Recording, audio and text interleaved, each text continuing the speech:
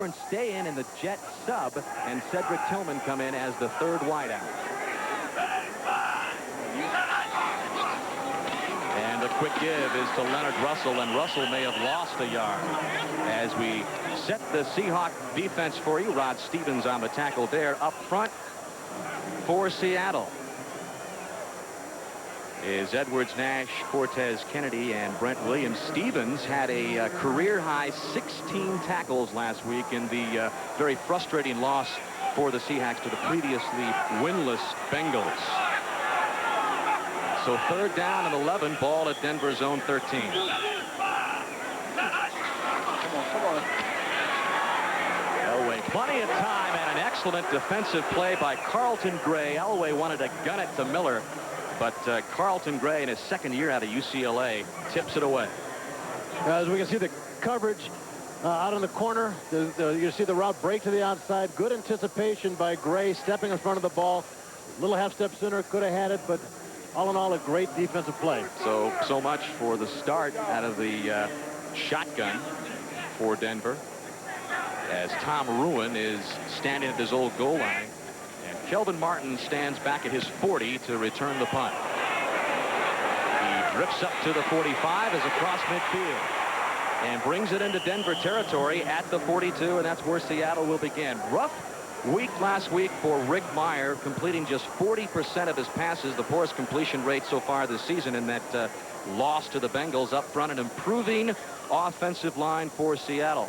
Mowai, Kevin Mowai, is the rookie out of LSU who is getting his 5th start in place of the injured Bill Hitchcock. Chris Warren is the featured back, zeroing in on another 1,000-yard season. Brian Blades is zeroing in on another Pro Bowl season. Rob Thomas comes in as the third wideout. Paul Green starts at tight end. And right to the air goes Meyer, incomplete. It was intended for Chris Warren. The Broncos come in with the lowest rated defense in the NFL, 28th. Just 7 sacks for Denver, 3 of them by the all-time leading sacker for the Broncos, Simon Fletcher.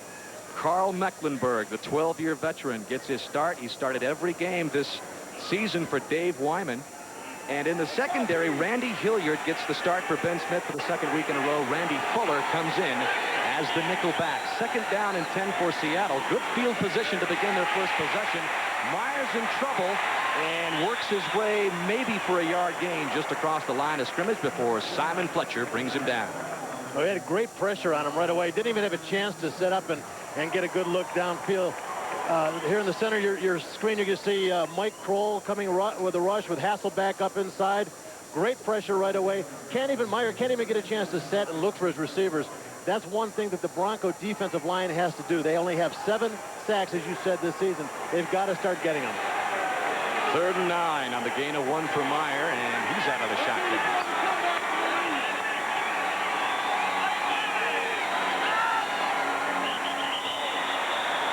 Flags come in, and we'll wait and see what our referee Larry Nemmers explains here. Ball start prior to the snap, 52 offense, 5 yards, still 3rd down. And that is the rookie Kevin Mowai. Rookie. Hey, easy. And you see a rookie. A lot of times that happens. They're anxious to get in there. A defensive guy steps up, faking the blitz. He gets a little antsy, wants to be able to set up, and just jumps a little bit early.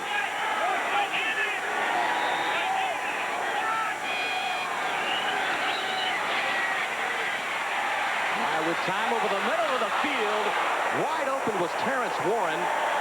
The Denver defenders were closing in. Dennis Smith leading the charge along with Randy Fuller, and Warren was hit and is down on the field at the 14.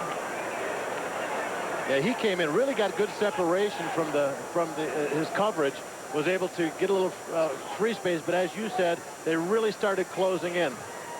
Top of your screen, you just see him streak down the field and make the break to the inside, the little slant over the middle. Shot right to the midsection. And a guy that's provided a few hard hits in his career, Dennis Smith. We'll take time out with 12:51 left in the first. Scoreless in. Brett Dodd for the pass. Dennis Smith, the veteran, taking a a nice shot just to make sure he doesn't hold on to that ball. See it from the end zone camera here, all stretched out. I'll tell you what, that is a lovely, lovely sight for a defensive player to see some ribs exposed like that. Obviously, Warren is recovering, but, you know, you really go in there, you got to make the big hit, try and make sure that that ball is not completed. So on 4th down and 14, Seattle to punt. This is Rick Toot. Glenn Milburn back deep for Denver, lets the ball drift over his head, and Seattle trying to come up with a big special teams play, and I believe they have downed the ball at the 4-yard line.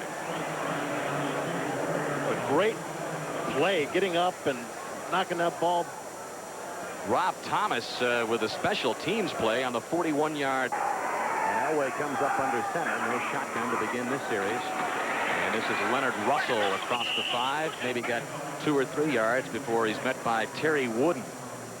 Wooden, the leading tackler in this Seahawk defense, which really has tumbled in this 5-game losing streak as we take a look at Jim Fossil, the offensive coordinator for the Broncos. Yeah, he was not real thrilled that the word got out that they were going to be using the Jets offense, and was a little bit irate with the media this past week. From the 7, 2nd down and 6. Elway sets up at the goal line, and what an interception by Terry Wooden. Wooden inside the 20, down to the 17. A one-handed grab by Terry Wooden. What incredible placement.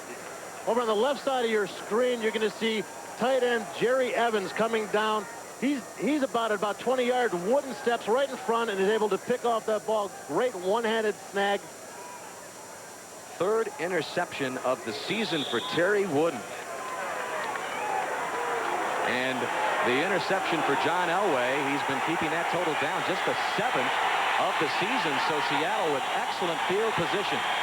And here's Chris Warren trying to turn the corner as a flag comes in. Steve Atwater runs Chris Warren out of bounds.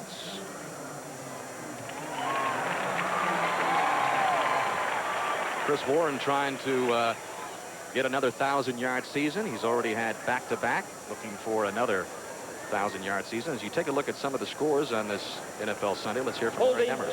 69, offense, 10 yards, repeat first down. And that is Jeff Blackshear called for the penalty on the Seattle left tackle. He's one of the biggest guys you're gonna see out on the field.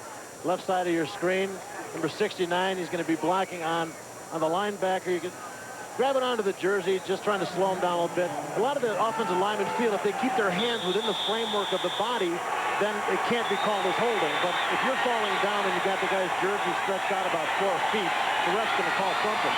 Seattle backed up now, 1st and 20. Miles flushed out of the pocket. He'll go down for the 2nd time. So Denver, which got a sack earlier from Simon Fletcher, that was ruled a sack. This is Shane Dronette, and he picks up his 2nd sack of 94. A lot of pressure on Meyer right from the start. You're getting Fletcher from one side and Dronette from the other side. A lot of open space up the middle. An experienced quarterback is going to step up and try and get away from the outside rush. He just stepped up just a little bit too late, wasn't able to work his way out of that problem. Terrence Warren, injured ribs, his return questionable. 2nd and 22 now for Seattle. Warren up the middle. Good burst. Inside the 20, legs still turning, and they'll mark him down around the 16. Well, he's been one of the strong points for this Seattle team.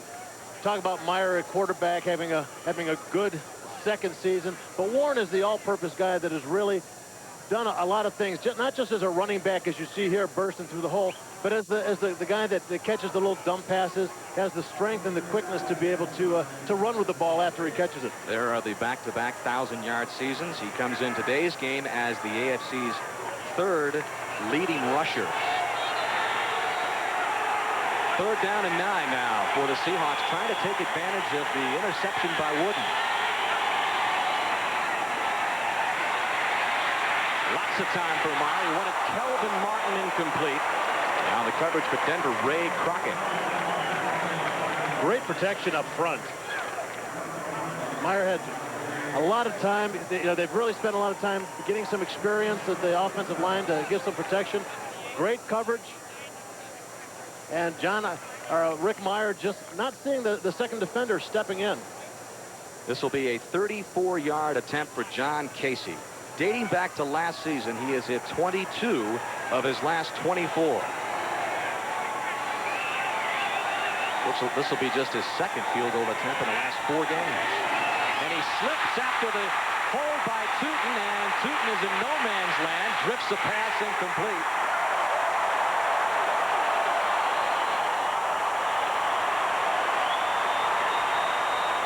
And Tom Flores wonders what happened on the 34-yard attempt by John Casey. Let's look. Well, the set's fine.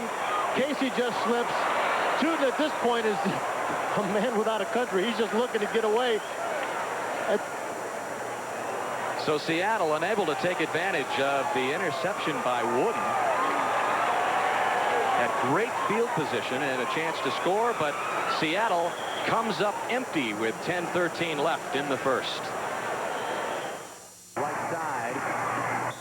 And Russell picks up 2 or 3, stopped by Rod Stevens.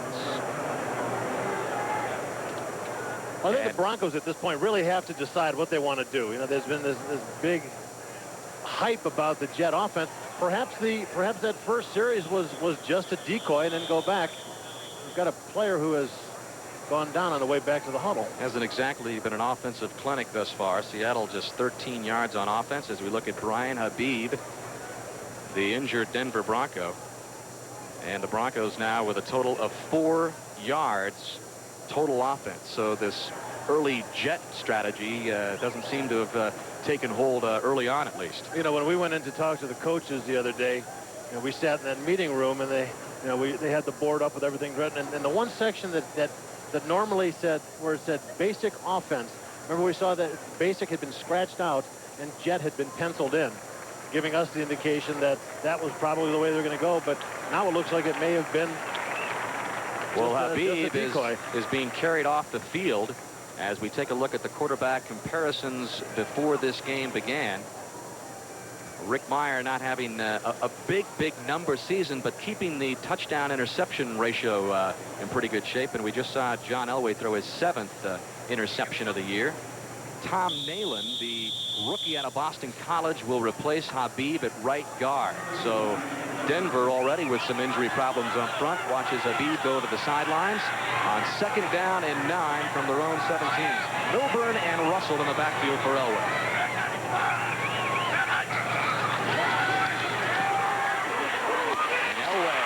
Shannon Sharp.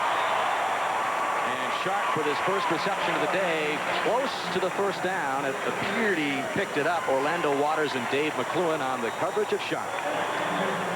Well, he runs it as a tight end, but a lot of times in the Jet, he runs from a split-out situation. There was good coverage, just a great throw, good concentration on Sharp's spot. It'd be interesting to talk to him and find out, he's been injured as of late. His ankle's been bothering him quite a bit. He's had to take some injections in earlier games, but now he wants to go without it, see if he can play without the injection. Sharp picks up the first down. Elway across the middle. Jerry Evans, the tight end, incomplete. Eugene Robinson on the coverage for Seattle's defense, and let's set them for you. Edwards, Nash, Kennedy, and Williams up front. Cortez Kennedy, the former #1 pick, with just 1 sack of the 15 total for Seattle. Terry Wooden, the leading tackler. Rod Stevens, the career high, 16 tackles last week. And Orlando Waters starting again for Patrick Hunter, who is inactive again. And Raphael Robinson is the nickelback in the Hawk defensive set for the Seahawks. There's Habib, at least good news, up and around on his own power on the Denver sideline. And John Melander just walked off the field, also took his helmet off and threw that down. He's being checked on the sideline. So Denver's offensive line is getting beat up fairly early. There's a look at Nalen on 2nd down and 10 now. Elway flushed out. And on the run is marked out of bounds at about the 29. So he may have got 1 or 2. Good pressure by Sam Adams, the rookie out of Texas A&M. Well, as you said, Sam Adams, is the new big young guy inside. They're looking to work with this gentleman, Cortez Kennedy. He's just been a power since his first day in the league coming up. He's a guy that garners a lot of attention from offensive linemen up front. He's always getting passed from one to another, double teamed. But for his size, Cortez Kennedy, amazing quickness, and that's why he is one of the top D linemen in the league every year. Broncos out of the jet. Lots of time for Elway. Excellent catch by Anthony Miller, in and out of the hands. It's now incomplete. Elway really gunned it into Anthony Miller, who is still trying to recover from a very slow start to the season. After 5 games, he had 12 receptions. The last 4, he's had 19, so his production has picked up a little bit. We're going to see Miller crossing from the right side of your screen. Well covered, but as always with John Elway, he can take the guy that is covered and throw the ball and place it perfectly so he can make the reception. The problem there is when you're covered that tightly, the ball can be knocked away fairly easily. Tom Ruin turns this one over to Kelvin Martin, who calls the fair catch at the 39. So not a lot of offense by either team so far. 8:06 left in the first. In both ankles this season, but for every game except last game, he wants to try to stay away from the shots.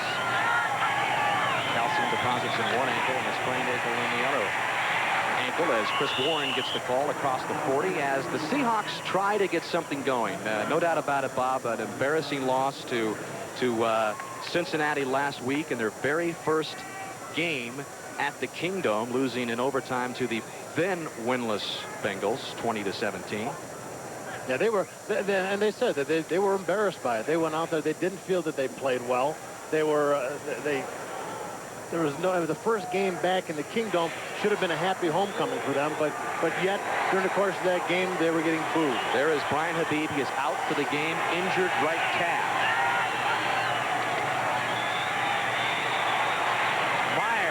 Kelvin Martin into Denver territory at the 49-yard line. Number 49, Dennis Smith, makes the stop on Kelvin Martin. Well, finally, he's getting some time to set up and throw the ball. Martin getting across right over the center between the linebackers, found the open spot, and able to make the grab before Smith came up and made the hit. The numbers for Kelvin Martin, the former Cowboy, spent 6 years with Dallas. Picks up the first down, and the Seahawks in Denver territory at the 49 with a 1st and 10. Warren, ball knocked out of his hands. Meyer picks it up. Seahawks get it back, but they'll lose a few. It looked like Shane Dronette came in and stripped it out of the hands of Meyer. Exactly. He came through, was able to slip his block, and just obviously must have got the ball, his hand out right on the ball. It just kicked it right out. Meyer, being very aware, picked it up. Was looking for some room, said, yeah, let's try the next play. See if we can see his hand just reach in there. Yeah, Russell just had his arm out, and Dronette just was able to get his hand right on the ball and slap it away. There are the Seattle turnover troubles, well documented. The Seattle team had 5 turnovers in the first game with Denver this season, which they lost 16-9. Play action now from Meyer. Incomplete.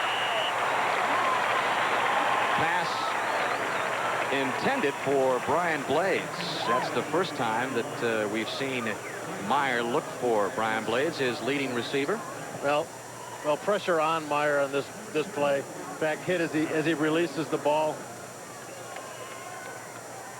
Just a little bit late. I guess wasn't that hard a hit, so the ref said, hey, we'll let that one slide. But it was enough to distract him because the ball was thrown behind Blades. Made a very difficult catch for him. 3rd and 14. Seattle has really been moving backwards after getting excellent field position a couple of times early.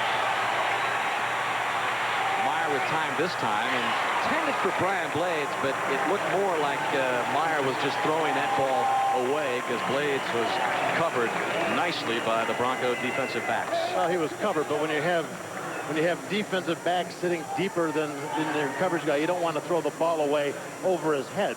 Somebody's going to go out there and get one of those picks that you don't really have to work for. Glenn Milburn back at his 10. And Rick Tootin into bunt. Milburn has a chance from the 10. And he's run out of bounds at the 18-yard line by number 21, Raphael Robinson. 43-yard punt by Tootin, 8-yard return by Milburn. They'll be reported 6 to the Rams last week. Came out in the second half in the jet. You can see the numbers, how they improved in the second half, and they were looking for that same momentum here today, but it just has not materialized as Leonard Russell gets the call on 1st and 10. Rufus Porter runs him out of bounds. Well, you know, like you said, this jet was something that got him so much yardage last week. They said they're going to start off with, but they've been flopping back and forth, not really establishing anything. Rufus Porter and the rest of the Seattle defense really stringing that play out well.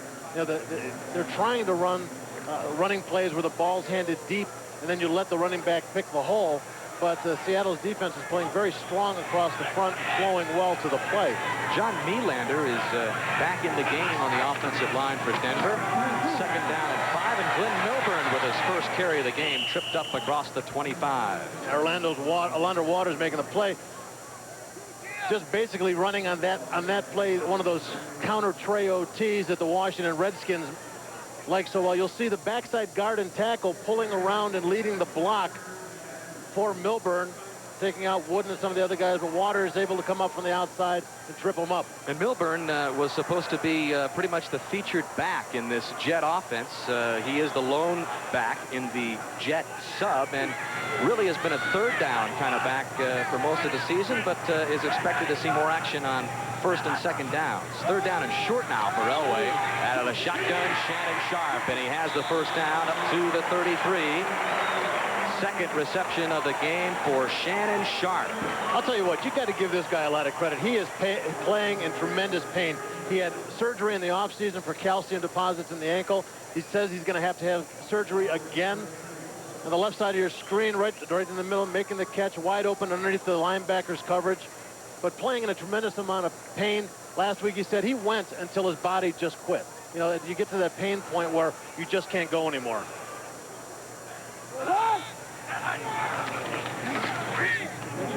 Elway's pass, it appeared it might have been deflected at the line of scrimmage. Carlton Gray on the coverage, and it was intended for Anthony Miller. But right out of the box, that one looked like the old wounded quail. I'll tell you what, even after Carlton Gray tipped the ball, it was still coming in Miller's direction. I thought he might have been able to pick that one up. 2nd and 10 now for the Broncos. 3:59 left in the 1st quarter. Scoreless from Denver. Flags on the play. Milburn out of the backfield, stopped for a loss. Orlando Waters laying a pretty good hit on Milburn. What a great hit. I'll tell you what, it's going to be offsides, and it's going to be on Rufus Porter, and it's going to be because John Elway. And Milburn is down injured. He took a pop from Waters.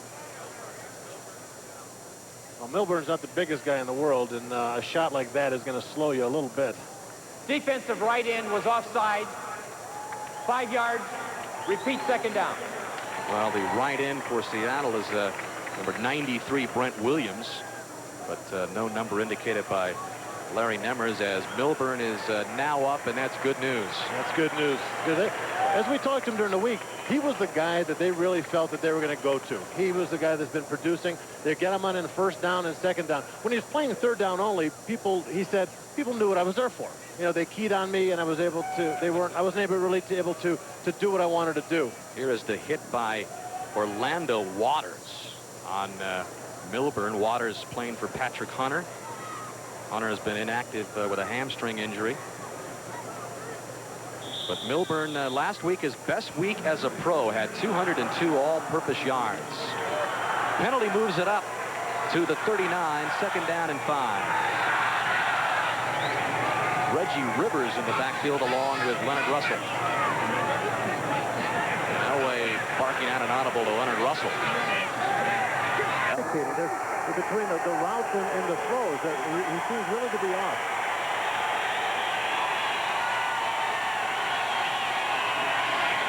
Warren. Good game. Looking for the 1st down marker at the 30. Very close. Run out of bounds by Randy Hilliard. Chris Warren, one of those backs in the league, doesn't get a lot of attention, but is what he said earlier, says I get more attention for attention I'm not getting. Well, Carl Mecklenburg guessed. He came up and tried to fill on the left side of your screen. Warren took off to the right, which left it wide open, and was able to string on the defense. And a guy with that much speed and quickness and ability to find open spots, he's going to hurt you. Carl Mecklenburg, I believe he's in his 12th season. They brought him back again this year for a little bit of a salary dispute. Warren just picks up the first down, and he gets the carry again. Good post up the middle. Across the 45, brought down by Mike Kroll. And let's see what the veteran Mecklenburg was up to on that play. Well, middle linebacker is not necessarily the position for him. Locked up by Ray Donaldson and just wasn't able to get the separation. And that's something that a linebacker has to do. He has to get in there. He has to stop the aggression of the offensive lineman, stop in his tracks, and then he has to maintain you know, and that's a guy who's going to be productive as a running back, is a guy who can find the open spot. There, as you see, nothing inside, decides to bounce it to the outside. He hadn't been tripped up. He could have got another 5-8 yards. Just 6 carries, 10 yards. Last week against the Rams, his last 100-yard game came against the Seattle team. Here he is again, and he's got the first down.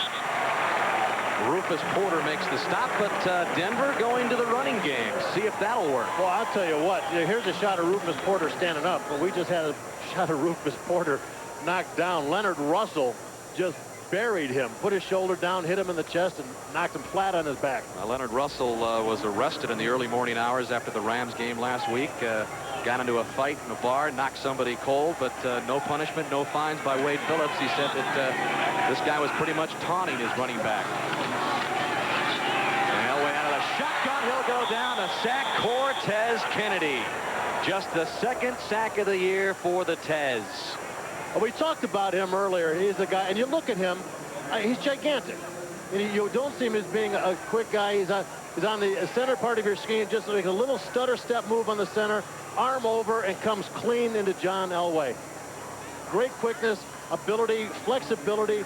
You know, to be a good pass rusher, you have to be able to fake and move. You've got to be able to twist your body and contort your body to slip through these gaps.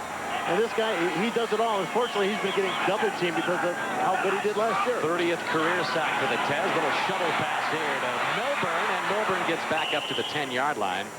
But that will bring up 3rd down and long for Denver. Dave McCluen put the stop on Milburn.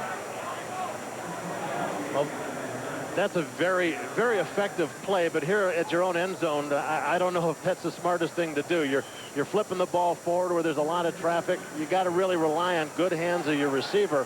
But that play actually works into the Bronco offense quite a bit. A lot of other teams have tried it, but it's maybe once every couple of weeks.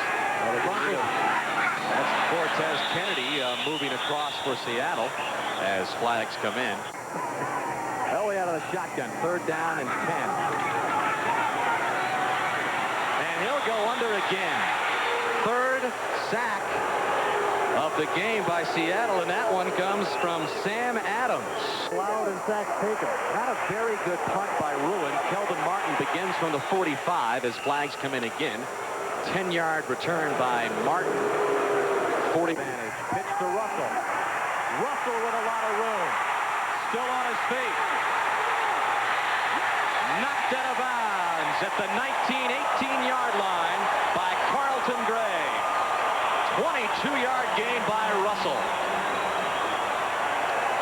Wide open up front. Quick pitch to Russell. He just finds the hole, shoots up. Eugene Robinson has a shot on him there and misses. Russell just running for his life. He wide open, just powering over people. He feels good about what he's doing now. You can see it in the way that he's running. And here he is again, and this time stopped at about the 14-yard line. Rufus Porter put a big hit on it. Let's go back to New York in our NFL Live studios. John Elway's wrist apparently being worked on the Denver sidelines. We're trying to get an update on that. 2nd down and 6 now, and Russell again. Cortez Kennedy made the stop, and more flags flying. It's a face mask on Cortez Kennedy. The handle. Well, it'll be first and goal from the 8. So it's not second down, as the indication from Nemers. And the other way is Reggie Rivers. Seattle not fooled at all. Brent Williams in the backfield to make the stop for Seattle. A great play by Williams. On a play like that, it's a counter play. You're going to see him start to the left, come back right. He has to be sealed off. The backside defensive lineman has to be sealed off, or if they're allowed to run through unobstructed, they can chase this down because it is a slow starting running play. They've got to have the offensive lineman or a running back has to seal the backside and keep that guy from chasing the play down. Second down and goal. Loss of 4 on the play from the 12.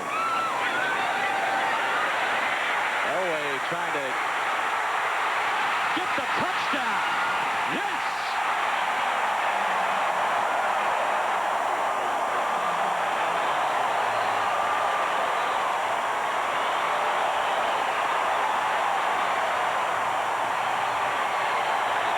Johnson, a couple of hits from his own guys on the sidelines, and congratulations.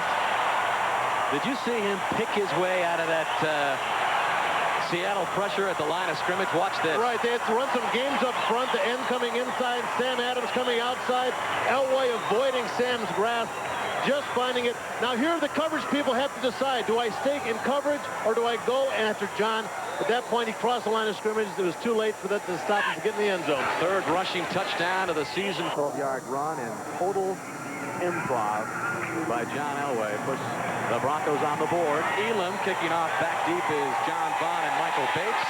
And this will be Vaughn to bring it out.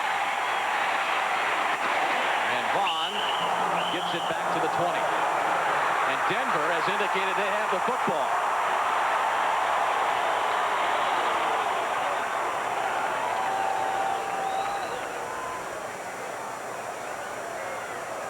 And it looks like a Seahawk recovered it. Steve Smith. Another look at John Elway in He got creative form. The anatomy up front. When you run the games, you got to maintain your lanes. They did a good job there, but when Sam Adams lost his feet, it gave John that little bit of a lane, and that's all he needs to break it open.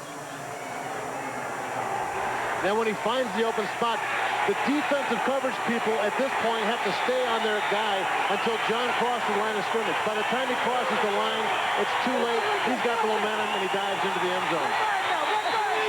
And confusion on Seattle's offense. Rick Meyer calls a timeout. back onto the field after going off the field and ends up getting called. Actually, no penalty call, but Meyer calls the timeout. Yeah, well, the 25-second clock's running down. He doesn't know the play. He doesn't know where the line. There's just no time to fit him in. Rookie out of East Carolina. Meyer just 1 of 9 through the air.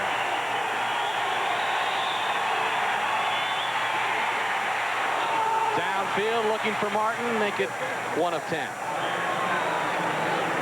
Randy Hilliard on the coverage for Denver. Hilliard filling in for Ben Smith. Inactive for the second week in a row with a bruised hip. Well, the Broncos decided they were going to blitz on that one. They slid Mecklenburg over to the right-hand side from his middle linebacker position, brought up the safety, and they both came. When both guys blitz on the outside, one will pick up the back man-to-man if he releases. Meyer was just 13 of 32 last week. So they go back to the run game, and John Vaughn cuts back. And he's across the 35 before Hilliard brings him down. John Vaughn, the former Patriot, his 4th year out of Michigan, picks up the first down. Well, the play starts to the offensive left. Everybody jams up. The backside has a tendency on a lot of those plays to kind of break open. You don't know where your lanes are. On the backside, you want to go and you make a play, and gaps have a tendency to open up. A quick back and find it and cut it all the way back. 7:51 left in the half. Denver up 7-0, and this is Warren. Warren's across the 40. Brought down by Dronette and Hasselback.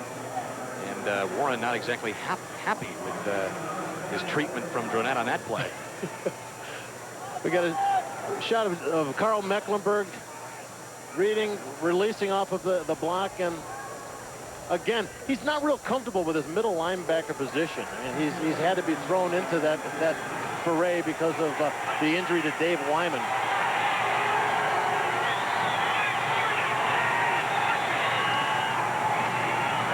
And Warren on the ground picks up the first down, needed just to get to about the 46. And he's got the first down, brought down by Steve Atwater. So Meyer 1 of 10 passing. They go to Chris Warren. Well, once again, Carl Mecklenburg sits backside for the cutback. Steve Smith blocks him to the outside. Carl's supposed to square up and stay even. By going to his shoulder on the blocker, he left a gap open. And a good back is going to find that immediately, especially the size of that gap.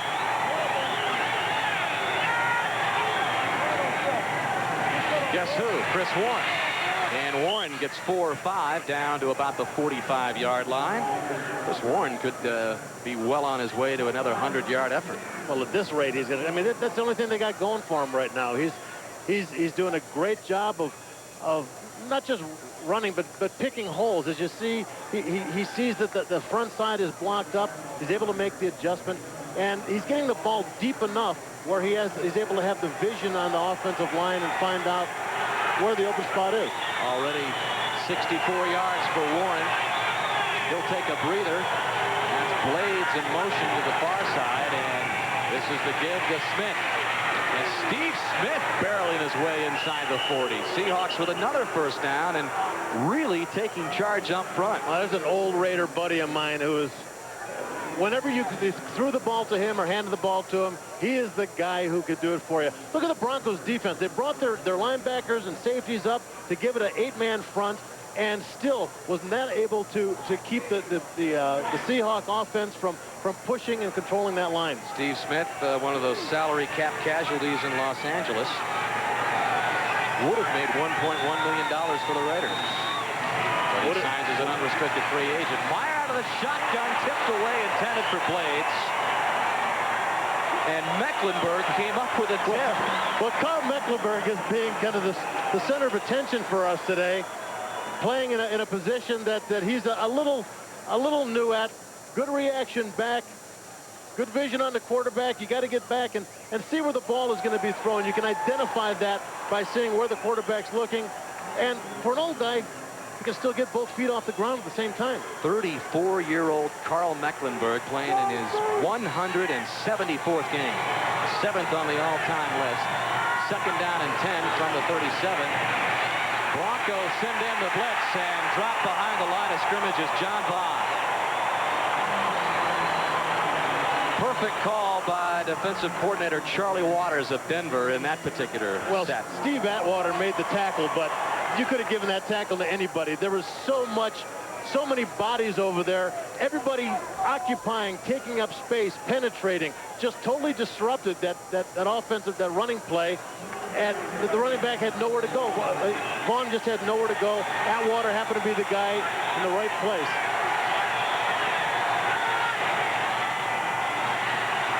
Meyer runs it.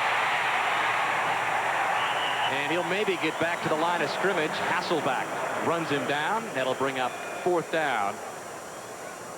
Well, you usually see that play down around the 20-yard line in the red zone going in, the quarterback draw. And here's John Casey.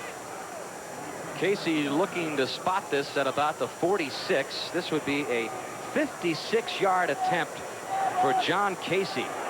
Well, I was watching him pregame. He was hitting 55-yarders. Well, his longest attempt to this point's been only 43 yards, and he missed it.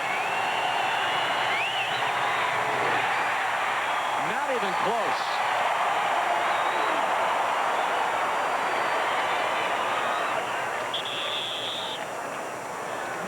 And that is the holder, Rick Tootin, who hustles down the field. We've covered for Seattle. We've seen so many special teams faux pas during the course of this year already. I think a lot of these guys just don't want to take a chance anymore, letting the ball lay around.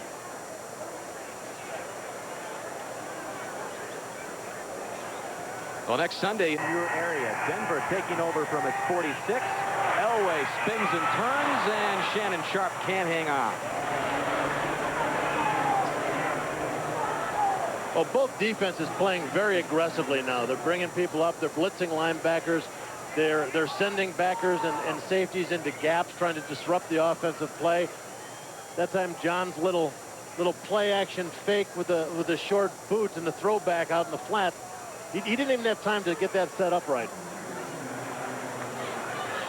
3:39 left in the half. The only touchdown scored by Elway. Leonard Russell.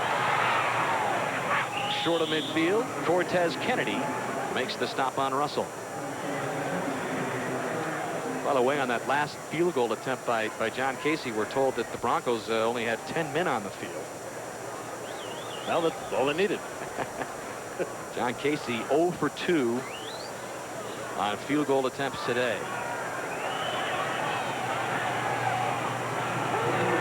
Russell and Milburn in the backfield flanking Elway out of the shotgun.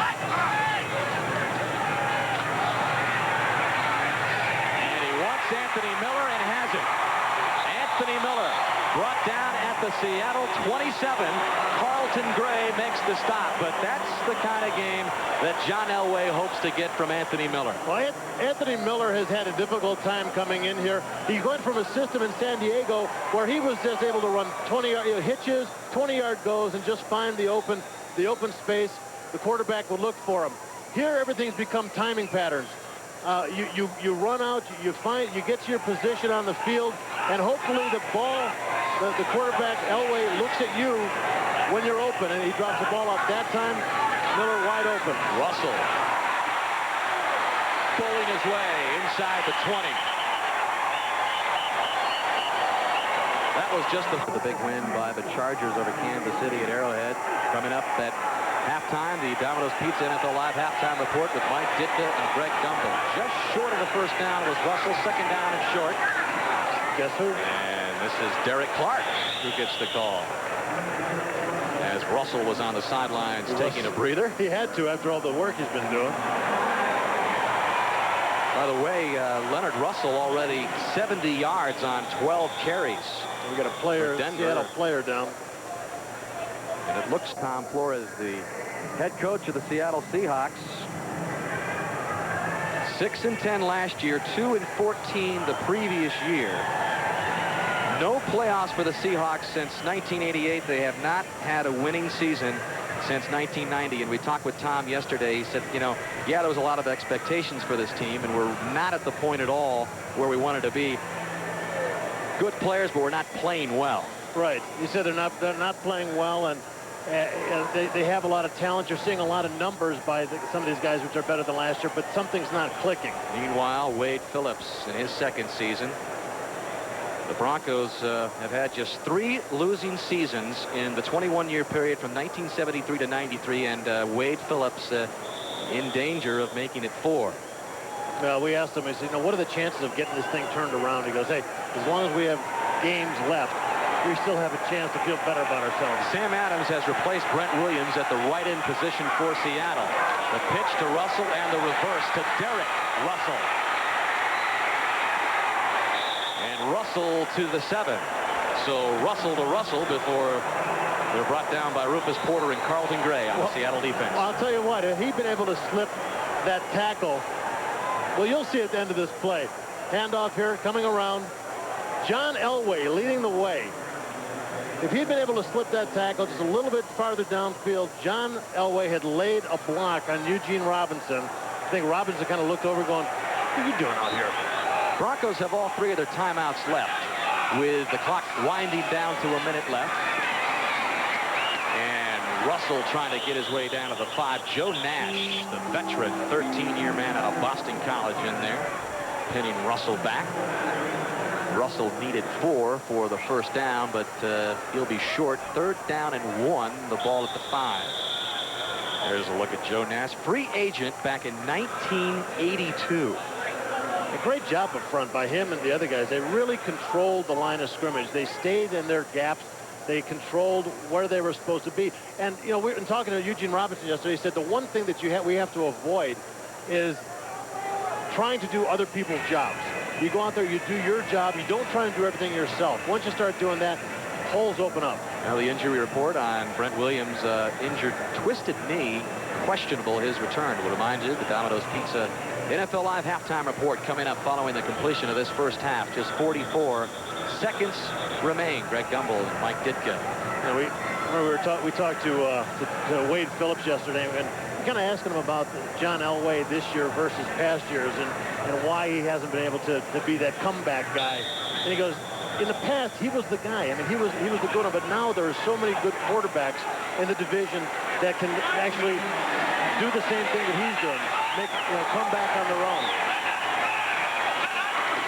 Third down, less than a yard. Russell pulls his way in. He'll pick up the first down, so Denver will have first and goal with the clock winding down. And they'll take a timeout and stop it with 34 seconds left. So an excellent first half for Leonard Russell. Mentioned the last 100-yard game was 103 yards for him. That was about a month ago. Since then, coming into this game, he had rushed for just 112 yards in the 4 games since. So all of a sudden, he's lighting it up. Well, that's been the problem, I think, in my opinion, with this team, is they haven't been able to balance their attack between guys.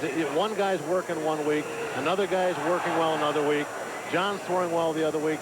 If you can get them all going on the same page and doing well at the same time, you're gonna perform much better. And let's not forget the point has been nailed home all season long, but Mike Pritchard is out, Rod Bernstein is out, so this is a team which has been adjusting to a lot of different players on offense.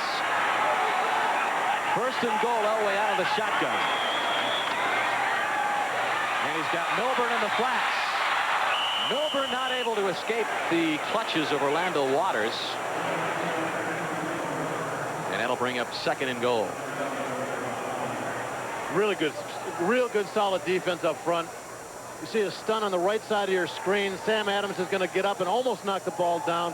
Milburn getting the ball, but Waters right on him, losing his footing. But even if he kept his footing, you're looking at great pursuit, great, a great chase for the ball, and that shows that these are guys that still believe that they can get the job done. They're still hustling. Milburn and Reggie Rivers flank Elway. Elway to the end zone. Shannon Sharp incomplete. Rufus Porter might have deflected Elway's pass. Yeah, Rufus came in late and was able to get his hand in and knock the ball away.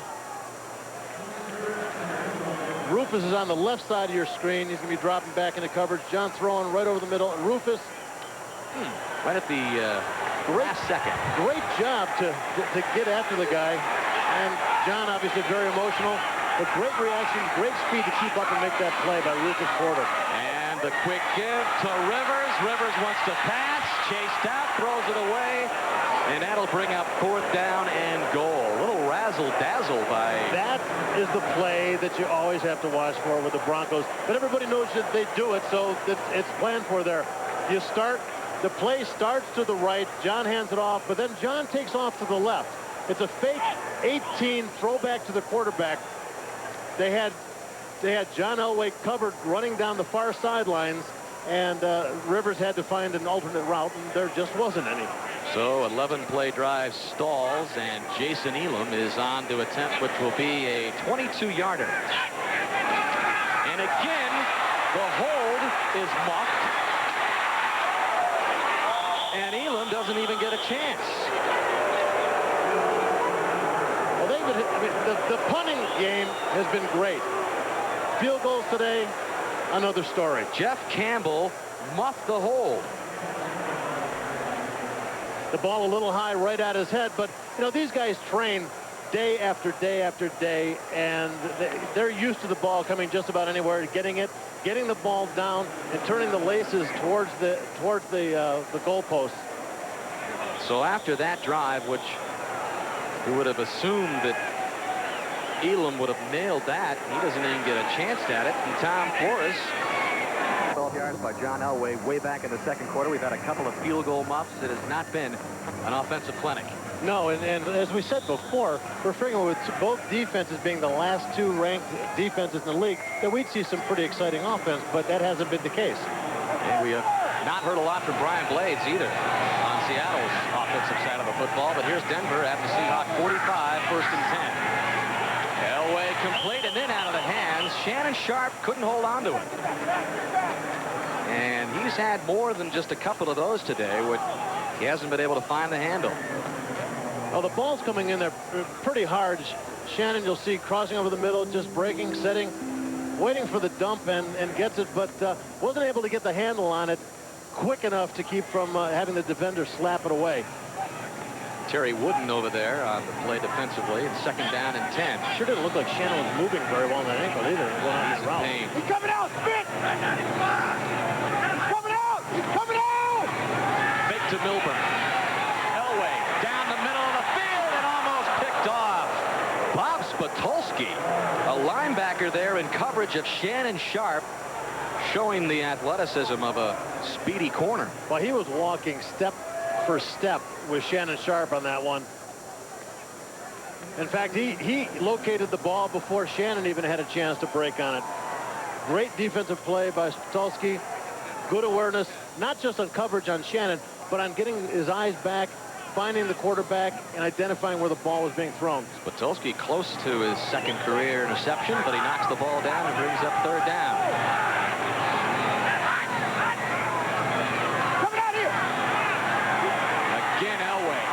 To improv, and he gets it inside the 40. He'll be short of the 1st down. Spitolski makes the stop on Elway. It's been basically a story of 2 running backs, Chris Warren for the Seahawks, Leonard Russell for the Broncos, and John Elway's improvisation. And we talked before about John not really wanting to run as much as he used to. Well, I think he feels that it's a necessity today. The middle of that defense open wide open. You're seeing some stunts on the far side. On the near side, Cortez getting a little bit wide left, the center of that defensive line wide open. Bruins punt angling toward the left side. Takes a good hop. And Seattle will begin at about the 12-yard line. Well, tonight, prime time is action. They have to leave at the end of the 3rd quarter. Oh, I learned what a cyborg meant in our production meeting from you, Bob, and I'm happy to thank for that. Well, a rare pass completion for Rick Meyer. He finds Kelvin Martin. And I believe that is just the 2nd pass complete for Meyer on the afternoon. Well, if they're going to get his confidence back, they're going to have to start doing the quick throws, the little short slants like you saw on that one, the ones that are more high percentage. I think in order to get Meyer back where he needs to be, he's got to gain some confidence. He's got to get some completions. This one off the mark and intended for Brian Blades. We brought up his name. He came into the game as the AFC's leading wide receiver, 2nd overall in the NFL. Came in with 51 catches and on pace to surpass his record-breaking 80 last year, but he has been silent today. Well, great separation from the corner. It just gets away, but the ball, you know, he turned around. The ball was on its way, a little bit high, coming hard, and you can see Brian's reaction. Just very disappointed that he wasn't able to get a grasp on that ball. So 3rd down and 2 from the 20.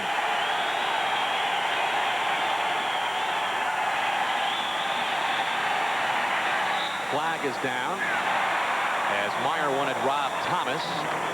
Incomplete. Well, when it rains, it pours.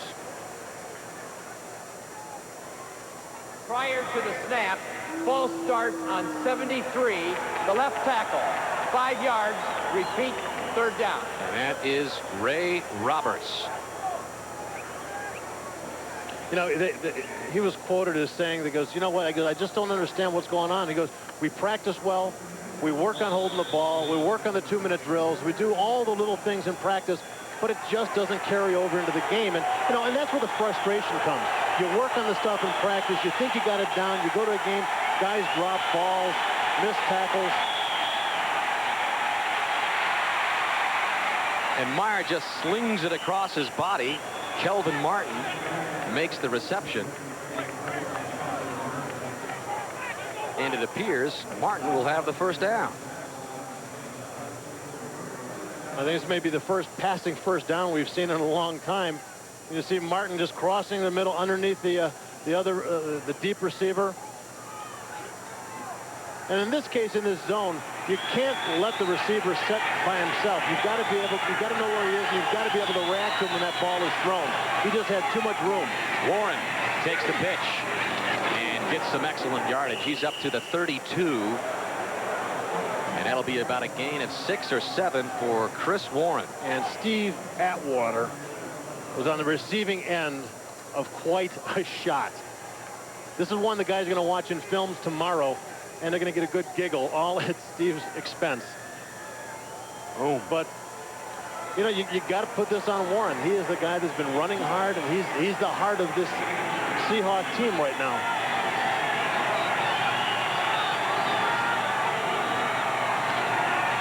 And it's Warren left. This time Denver's ready. Steve Atwater was the first to put the wraps on Warren. Oh, boy. Second leading tackler for the Broncos, Steve Atwater, in his 6th year out of Arkansas, former #1 pick in '89. Do you think he was a little agitated about the last play, getting run over? Comes up this time and just lays the brick to him. 4 straight Pro Bowls out of 5 NFL seasons. Well, he has proven that he's a guy that gets out there and gets things done.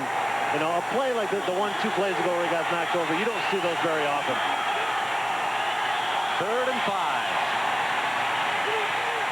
Meyer trying to do a John Elway impersonation, just throws it out of bounds, and pass intended for Brian Blades, but Meyer was just on the run trying to save the big loss. Ray Crockett was chasing him. Well, great job by Crockett. When he saw him start to wheel out of the pocket, Crockett came out. He knew he had coverage over the top, so his zone would be covered by a safety or linebacker covering over the top. Crockett comes up, puts the hit on Meyer. So Seattle in punt formation again. This has to be one of Rick Meyer's most dismal performances in his young NFL career. He's not getting a lot of help at times from the offensive line. What a booming punt by Rick Tootin, and Milburn is backed up. And he'll get to just the 12.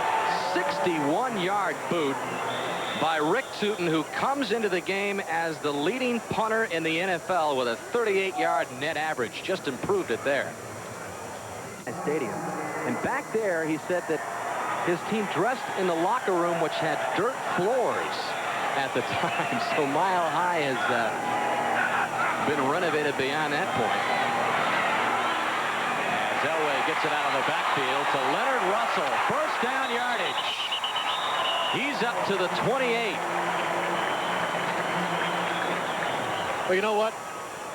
I also dressed in that locker room, Dan. Well, you know, much later, obviously. But there weren't dirt floors then. Well, they had renovated. And, you know, as you pan over to the right, too, there's some doors that goes back into that area. But they had renovated and actually had seeded the ground, and so we had a grass floor. Oh, come on. It was very nice. You're kidding. We liked like walking around our bare feet, you know, those grass floor toes.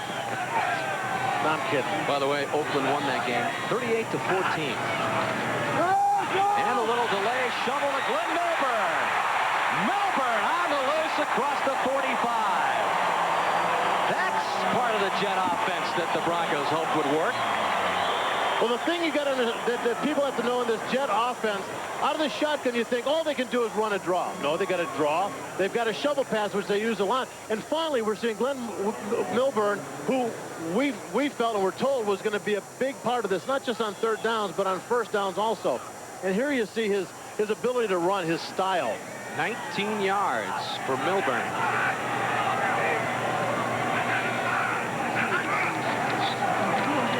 This is Derek Clark. Clark with a big goal. Eugene Robinson runs him out of bounds, but Clark picks up another 1st down. And now you get the feeling that Elway's mixing it up a little bit with the plays, and the offense is more in sync. 11 yards for Clark. Oh, he's mixing it up very well, but I'm also seeing on the defense for the Seahawks that they don't seem to be as pursuing as hard. They seem like they're starting to get a little frustrated. Clark, rookie out of Evangel College. Free agent signee. Now Denver and Seattle territory at the 44. And the pass complete, Reggie Rivers. Rivers another good gain. Rufus Porter on the coverage. And Porter looks a little bit shaken up. Well, Porter's been very active out there today. I'm sure he's a little sore, a little worn out, but he's going to keep himself in there. But you're right. I mean, Elway really seems to be mixing it up. You know, Russell was a guy that he could count on, but now that he's got the passing game going, the short stuff is working well, he can mix it up, and it's really got the Hawks on their heels.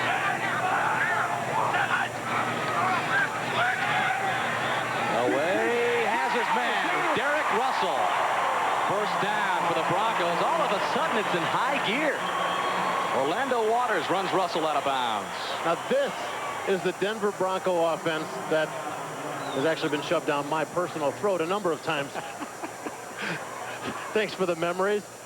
Plenty of time sitting in there. The offensive line giving him great time. And John, you can see him looking. He's got great vision, looking all over the field, seeing which receivers are open and picking his man and going with the deep ones now instead of just the short ones to the flat. Elway, lots of time. Decides to try to muscle it down in the right corner. Derek Russell out there, but never had a shot. Robert Blackman was back there in the coverage of Russell. Well, he knew he was pressured there. He knew he didn't have much more time to hold on to the ball. It wasn't a clean shot for the run. He had to take that throw. You know, that's a safe throw to make, going to the sidelines there. You throw it in front of your receiver. If he makes a good reception, is able to snag it and keep his feet in, you're a hero. If not, you've thrown the ball away and have saved it down. The Seahawks 25, 2nd and 10. Oh, the time of the world for Elway. And again, pretty much the same result. Good coverage by the Seahawks secondary. Elway had about 30 seconds back there, it seemed. But did he miss somebody? Well, you know, that's the nature of this offense. It's a timing pattern offense. Shannon Sharp, you see, wide open. He finishes his route and realizes, well, I got to keep moving, find an open spot. But you know what? That's the nature of this attack. It's timing patterns. John will go out, look for his first receiver. If he's not open, he goes to the second. If he's not open, he goes to the third. And he'll find the first open receiver in progression and throw it to him. Trying to convert on 3rd down. The ball deflected at the line of scrimmage. Russell, the intended receiver, Derek. And here comes the field goal unit. 4th and 10. Ball at the 25. It'll be about a 42-yard attempt for Elam. Well, when you're failing to get pressure on the quarterback, a lot of times what you're going to see happen, and coaches coach you, they tell you, get your hands up, block the vision of the quarterback. But you see it happen quite a bit more when the guys aren't getting pressure. Well, let's see if Jeff Campbell can get a hold on this one. He does. It's set. Elam with plenty of leg. And until Tommy Maddox was traded. And so Campbell, 5th year out of Colorado, has been forced into the holding duties. Muffed one earlier, but able to get that one down for Elam. This is John Vaughn from the 2. Good return for Vaughn, close to the 35-yard line, and that's where Seattle will begin. Randy Hilliard, the special team stop for Denver, and the Seahawks in danger of losing their 6th straight.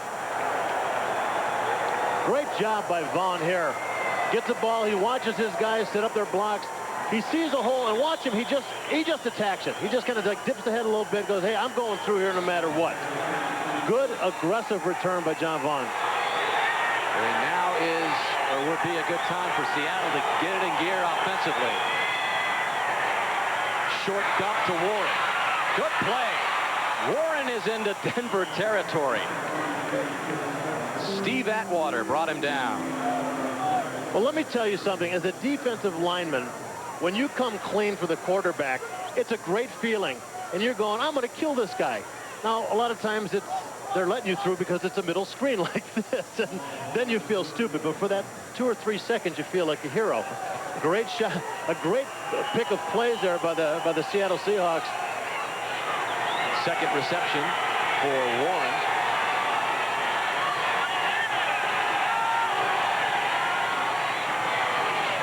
And here's Warren on the run. Good yardage for him. He's up to about the 43.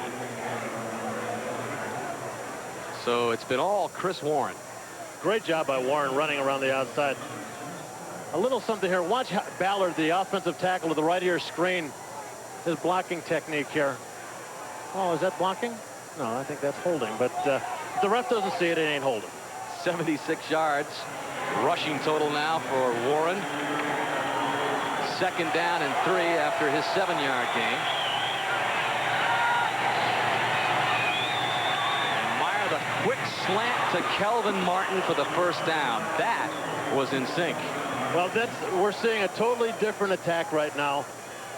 Before he was throwing the deep ones, the intermediate routes that just weren't working. He was way off. We saw earlier in the drive earlier the quick slant completion, starting to get the confidence back. Here you see the same thing, quick 3-step drop, and you just pump it to the guy. The quick slant over the middle, right in front of the coverage. Looks like they're really trying to get Meyer's confidence back. The short dump to Warren, the quick slant to Martin. You got to do it. I mean, you can be a hero by throwing the long pass, but if you're not getting the completions, you've got to go with the sure thing. Seattle's best penetration of the game. Meyer just throws this one away. Mike Kroll was pressuring Meyer. Well, Mike Kroll was at a loss for what to do there. He came clean through. As a defensive guy coming in, when you see the quarterback, you're supposed to get your hands up. You want to jump up and try and block the pass. But if you leave your feet, the quarterback's going to run. So he's kind of like hopping up and down trying to figure, should I go for the quarterback? Should I go for the block? Well, Mike Kroll, remember what a great college career he had at Nebraska. He was really regarded as one of the fastest linebackers when he was at Nebraska. Now in his 4th year chasing down quarterbacks for Denver. And again, the short dump. John Vaughn not able to get the handle on that. The difference on that play, the defensive line were able to get some penetration, but the linebackers stayed in tight. They didn't drop into their coverages deep. You see Mecklenburg really staying in close. Mecklenburg's been all over the field, hasn't he? May have even had a man-to-man coverage on that, but really, he saw it coming right from the beginning, was able to get in there and break that play up. Okay, big play for the Seahawks, 3rd and 10. Whether they're going to keep this drive alive for a touchdown or maybe attempt a long field goal. Meyer going up top, going to Carlos Del Crumpler. Incomplete. A flag is down at the 5. Randy Hilliard was on the coverage of the Crumpler. Now, if this is on the Broncos, this is a big play for the Seahawks. It was very difficult. They're running shoulder to shoulder down the field. From our angle, we couldn't really see what was going on inside. Well, Carlos Crumpler, rookie out of East Carolina, has been filling in for the past couple of weeks in an injury depleted. Defensive pass interference, number 39. Foul, 1st down. Well, it looked like as Crumpler was running, you'll see him coming on the right side of your screen. As he was running, the coverage was keeping his right hand down, bumping into him. I think that's what they saw, but I'll tell you what, it sure didn't seem very significant. Big call against Denver, and now 1st and goal from just outside the 5, and they'll hear it from this end of the Mile High Stadium crowd.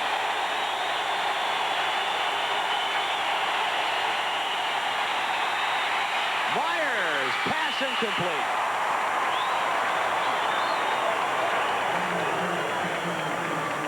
Well, the Broncos are upset. They are coming hard. They are attacking that line of scrimmage.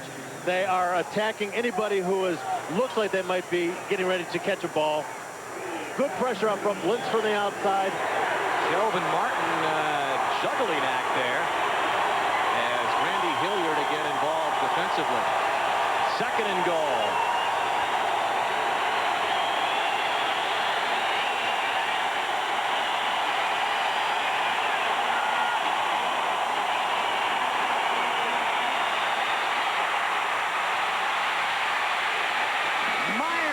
For the end zone, he'll be short. Ray Crockett forcing Meyer out of bounds, and Rick Meyer didn't want to score there. He looked vertical as he reached for the end zone stripe. Well, good pressure outside, both by Simon Fletcher and Shane Dronette. Meyer moving to the outside, getting the corner and just figured I got Look at how close was that? You know what? If his right hand hadn't touched out of bounds, that might have been called a touchdown. You saw his right hand landed out of bounds before the ball crossed the end line. He had the presence of mind to go with the left arm, though, to try to get it in, because that was the better percentage call by him. Great job. We'll be back to see if the Seahawks can punch it through on 3rd and goal. Now, and it was just seconds remaining. For Cal, it appeared all but over. The ball is still loose as they get it to Rogers. They give it back now to the 30. They're down to the 20. Oh, the Bailey is out on the field. He's going to go into the end zone. He's going to go in the end zone. Cal proved that in sports, there are no guarantees. Watch his right hand go out of bounds before the ball crossed the end line. Great call by the official. They marked it at the 1, 3rd and goal.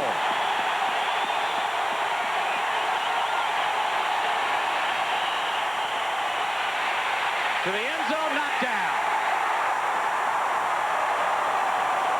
4th and goal for Tom Flores now, and it's decision time. Well, it looks like Big Ted Washington in the middle. You know, that's kind of interesting. I mean, their running game is what's been getting them going. Their short passing game that has been kind of iffy, just coming around. Why would they go to a pass in a situation where the run has been working so well, especially when you've got Chris Warren running so well? In 2 cracks to get 1 yard. Yeah. But now they'll take no chances and get the sure field goal. But field goals today have been anything but sure. Right. You know, you go with what you can get, but it's still a close game, so it's a good choice just going for the field goal. This will be a 20-yard chip shot.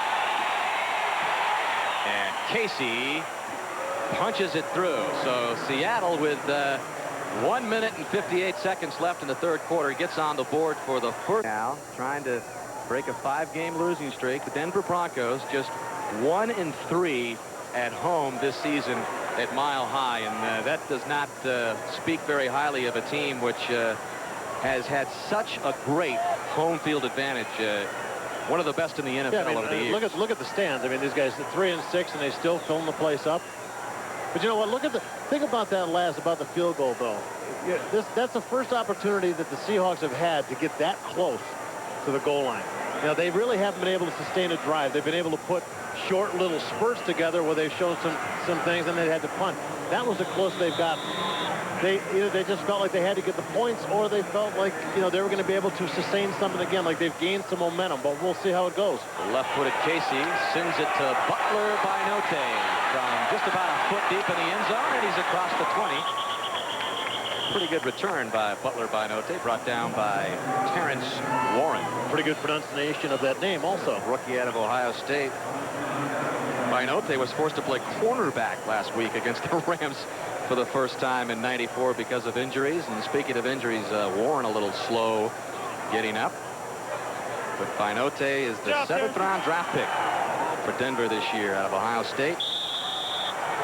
Averaging over 22 yards a kickoff return. Very versatile college career for Binote. Denver sets up from the 24.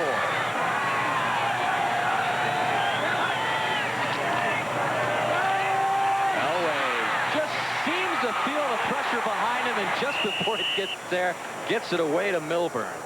Boy, he had Seahawks crawling down his neck. Well, I'll tell you what, when you face John Elway, you can do a couple things in pass rush. Watch here, they're bull rushing.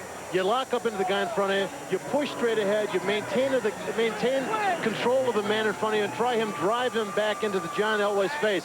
That's because he is so dangerous on the run. When you run games, you can open up gaps. By bull rushing, you can try and maintain those lanes, but I'll tell you what, it wears you down as the game goes on. Russell. Seattle ready for him at the line of scrimmage, drives him back. But another perfect example of Elway seeming to sense any pressure. That was Michael McCrary on the last play, but boy, pleasure to watch. You just do not see those kinds of instincts. You know what, you call it instinct, but when you got a guy with that sweaty and that bad breath breathing down your neck, it's a little bit more than instinct. You got a guy out there working for 2 hours, sweating and stuff. It doesn't take a psychic to know there's somebody there. 3rd and 4. Okay, we'll take your word for that one, Bob. That was one of them, Dan. Well, he smells them now, but he gets out across the 30. Finds his way to what appears to be another first down. Look at Elway's even smiling after that scramble. Cortez Kennedy chasing him down as the final seconds tick off. Well, I think John really, he senses the team really coming together and starting to get some consistency. And he's starting to feel good about himself. It looks like he's kind of like feeling like he's a kid again.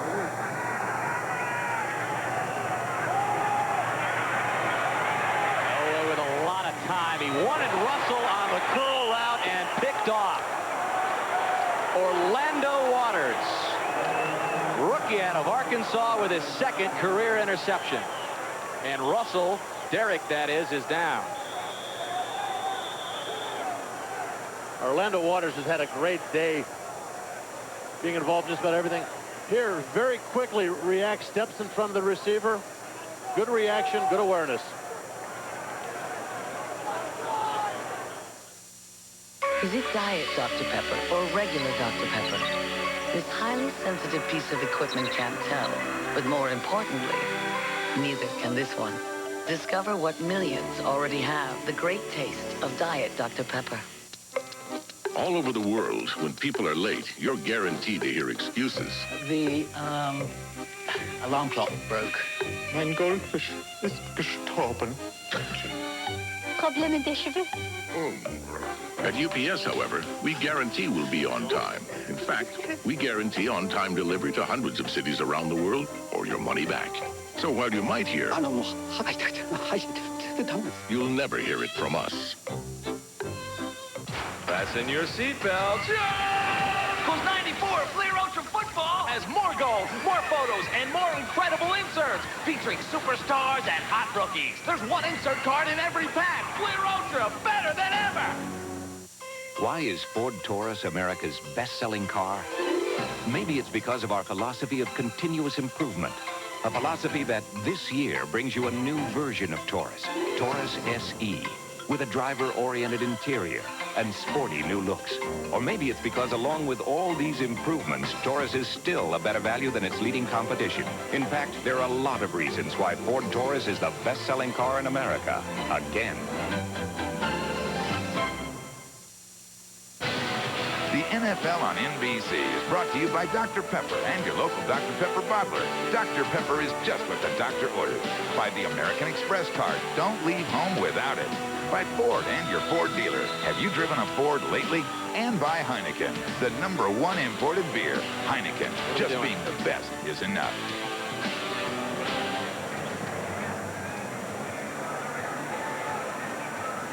Well, here's the interception that John Elway just experienced.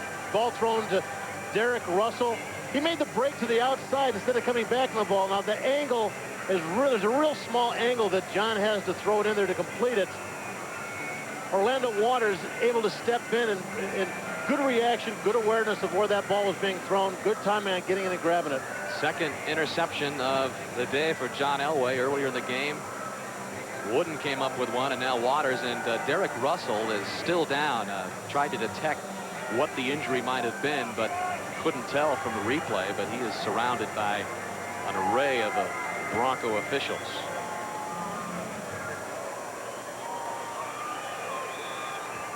Denver leading at 10-3, 13:58 left in the final quarter. As we take another look at Russell.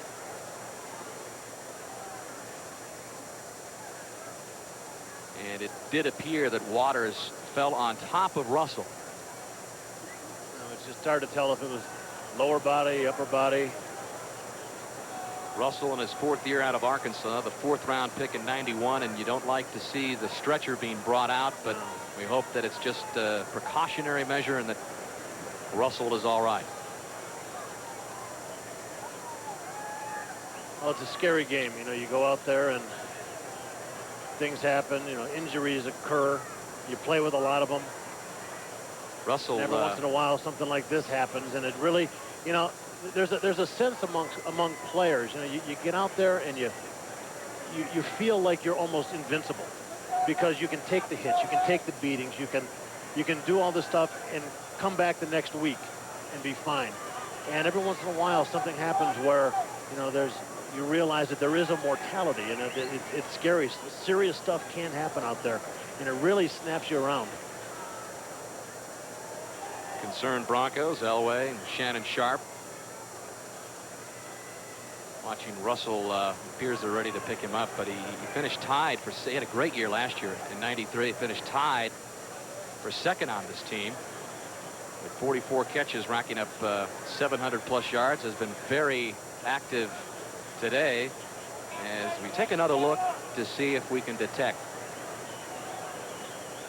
He's just trying to make the tackle. It's very difficult to tell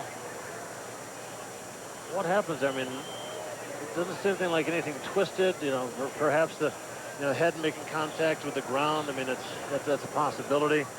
But, you know, it was, I'll tell you what, with something like this, you don't want to sit and speculate. So we will wait and see what the indication is. And if you just joined us, we'll give you the scoring summary. It hasn't been a lot of scoring today. John Elway with the only touchdown by either team, a 12-yard run in the second quarter. Jason Elam added a field goal in the third quarter to make it 10-0, and then John Casey added a 20-yard field goal at the end of the third quarter to bring us to our current 10-3 margin.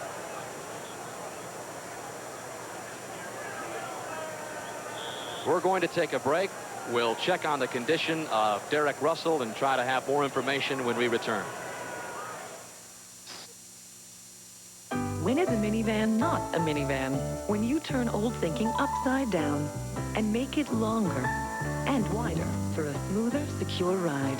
Next is safety with a capital S, making it the only minivan that combines standard dual airbags, 5-mile-an-hour bumpers, and anti-lock brakes, which should suit you to a T. And erase any idea that the new Ford Windstar is just another minivan. The future belongs to Windstar. Castrol GTX, the motor oil that provides maximum protection against viscosity and thermal breakdown.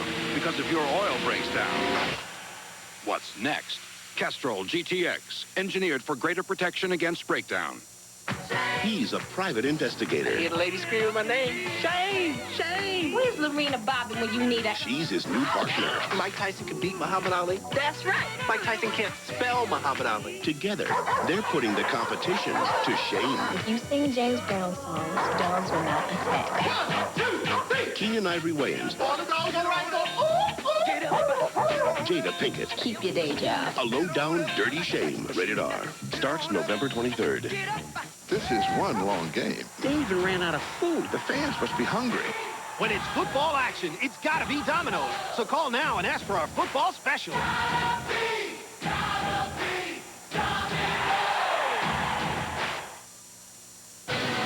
The NFL on NBC is brought to you by Domino's Pizza. Call now and ask for our football special. When it's got to be good and it's got to be now, it's got to be Domino's.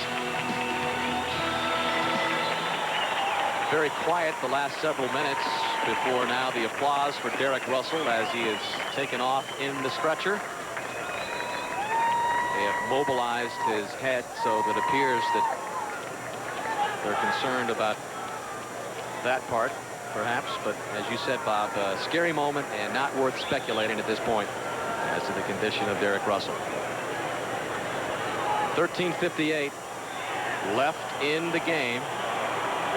Denver with a 10-3 lead. The injury to Derek Russell occurring on the interception by Orlando Waters for Seattle, and it's put the Seahawks in business. 1st and 10 at the Bronco 43.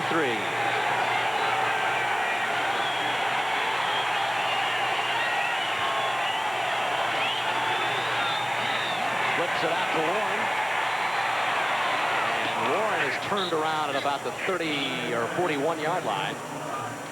Randy Hilliard on the stop of Warren. Warren on the ground, Warren through the air today. It's been a big day for Chris Warren. We talked about him coming in. He's been one of the bright spots for the team this year. Unfortunately, you can't thrive on just one bright spot. Making the move. You know, that's what's great about him. He has the size to run people over, but he also has the quickness to juke those little cornerbacks when they come up and try to make the hit.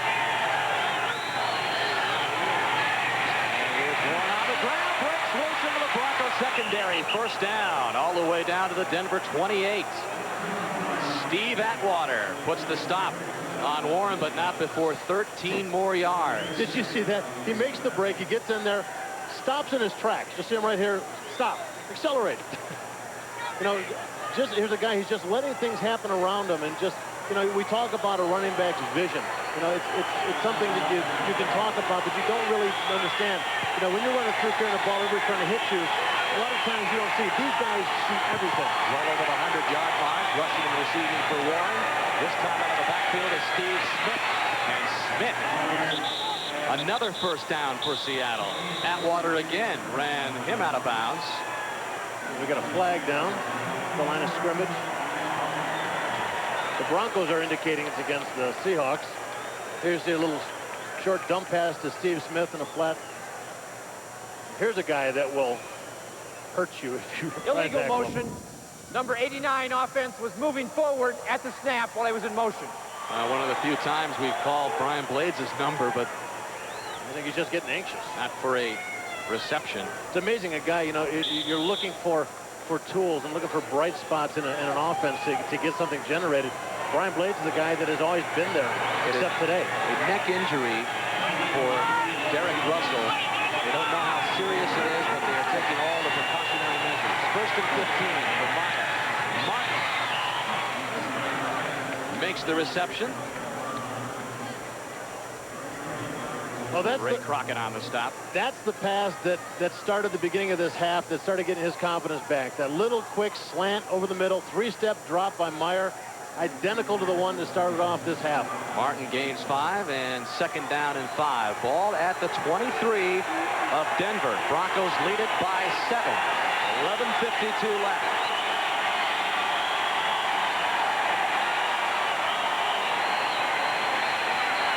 Chris Warren has another first down, and the end zone's on his mind now. Touchdown, Seattle.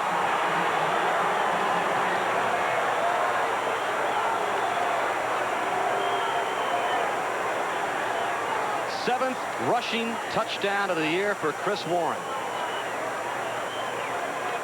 8th overall. And we can't talk enough about this guy. He sees the blocks, he watches them develop, and just runs away from people. He finds the best angle. You see him once he breaks into the open. Look here, you see he bounces to the outside, reads the blocks of the offensive line. He sees, and you know, you calculate in your mind what is the best angle to get away from these defenders, and he's been very good at finding that out today. Casey with the extra point. And with 11:39 left, we are tied at 10 in the Mile High City. Chris Warren's over 100 yards. The Seahawks are in the hunt. You build a razor with precision heads to shave below the skin in comfort. And what do you get? Cut a precision groove to help the Norelco lift and cut system shave even closer. And what do you get? Build a razor that shaves closer, smoother than ever before. And what do you get? The Norelco razor, our closest shave ever. Fun. Everybody loves fun. Fun people, fun places, fun cars and trucks. What's great is when you can get a fun car or truck and still have enough money to take fun people to fun places, which is what Ford Probe, Escort Sport, and Ford Ranger are all about. They're all priced right all of the time, so a good time can be had by all. Ford. A good deal, more fun. And now for a limited time, get up to $1,000 cash back on Ford Probe and special savings on Escort and Ford Ranger. Our banker was mortified. 2 successful lawyers, and you have a great law practice. What in the world do you want to lose all your money for? We're in show business. We're having fun. Our dream is to open a restaurant in Rome. We cannot wait until we have barbecue chicken pizza in Rome. We have something like 4,000 employees now. The American Express corporate card makes managing our business easier for them and easier for us. The American Express corporate card can help you get a bigger slice of the pie. Hoop it up! The world's largest basketball tournament hits the court when the men's champions face Larry Bird's team of NBA legends next Saturday on NBC. Hoop it up! Chris Warren, 112 yards, his 4th 100-yard rushing day of the season, the 10th of his career, and the 7th for Chris Warren this season. So all of a sudden, Bob Golick, a 10-10 tie when it appeared that Denver was in control, 10-0. They've come back with a Casey field goal, and then the 23-yard scamper by Chris Warren. Yeah, they, you know, we saw them struggling a lot early. Rick Meyer just not able to generate anything.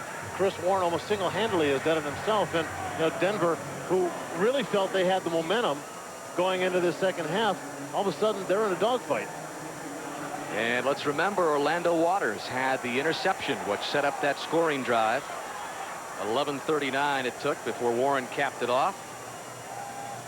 And we are tied at 10 with 11:39 left.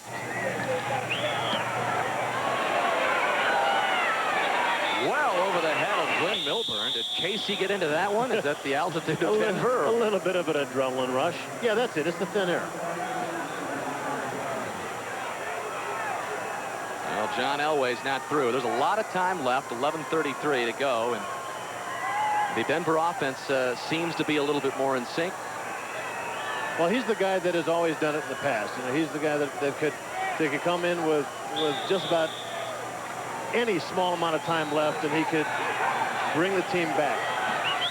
Cedric Tillman is split wide with the right. Derek Russell injured and out of the game. Broncos from the 20. Leonard Russell. Still going to the 40. Gain of 20 for Leonard Russell. Eugene Robinson ran him out of bounds, and Russell is slow to get up. Well, it's the battle of the big backs. See who can get the most yardage. Again, Russell bouncing to the outside. Great block by Anthony Miller to help pop him, giving him about an extra 10 yards. But look at it from the end zone. Again, you know, it's hard for a defense when the ball starts at one point there. Obviously, it was supposed to start right up the middle. But when you bounce it outside, it becomes all reaction. And if a team doesn't play where they're stay in their gaps where they're supposed to stay, you know, there's going to be big plays like this scored against them. You mentioned the battle of the big backs. Leonard Russell is set to go over the 100-yard mark. Chris Warren already is there. Derek Clark now the single setback. Quick kick, wide open. Shannon Sharp spinning his way close to midfield. Close to a first down. Terry Wooden made the stop. Third catch of the afternoon for Sharp. Well, Shannon Sharp is an amazing guy. He really loves this game, and he's playing with the pain. Here we see Terry Wooden dropping back in his zone. He picks up Shannon Sharp crossing, making the play. You know what? I think that if we had a healthy Shannon Sharp, we would have seen a little bit of a move there and possibly pick up a little more yardage. We saw his frustration in getting up, that he wasn't able to get it and get the first down. Fake to Clark. Over the middle is Clark. Clark got 5 more yards before he's brought down by Rod Stevens.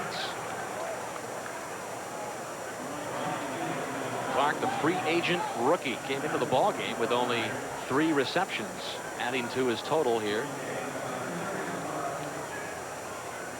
Started week 3 for the injured Rod Bernstein.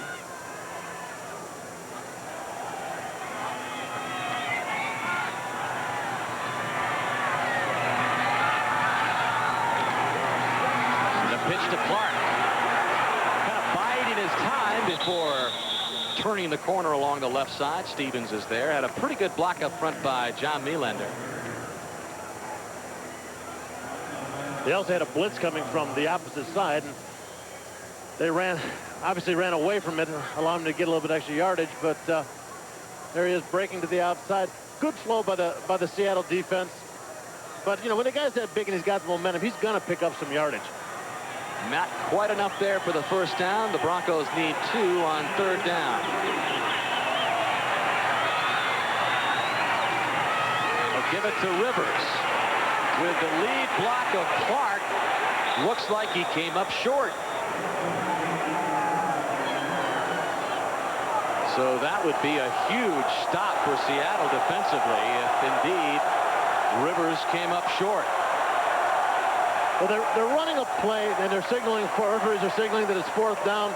They're running a play that starts to the outside and just continues outside, and the defense just reads it and goes along. Everything that they've had so far that has been successful has been a play that has started at one point and has bounced other, either bounced outside or cut back. Well, he is short by less than a yard.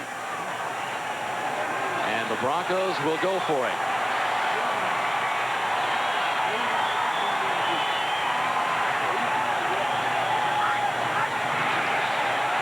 And to let Russell get a chance at it, he might have been stopped. The flag is thrown down. Well, he was. If they mark it with the ref standing now, he was stopped short.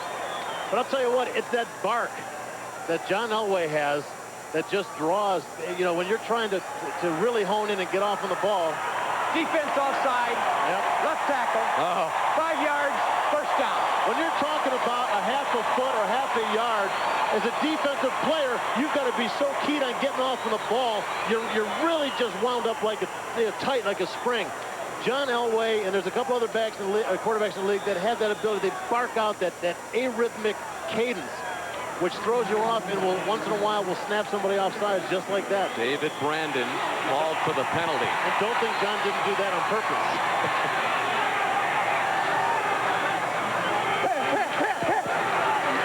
Elway sets complete. Jerry Evans, the tight end, with a reception. Carlton Gray on the stop. Jerry Evans came into the game with just 6 catches all season.